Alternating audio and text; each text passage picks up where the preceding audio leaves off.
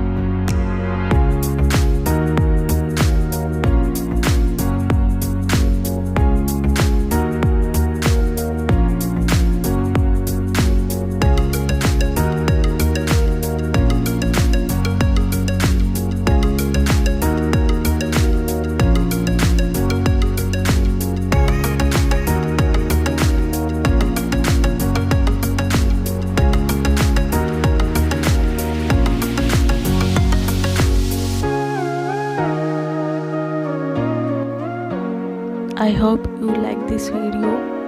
If you like the video, please subscribe my channel and hit the bell icon. Thanks for watching.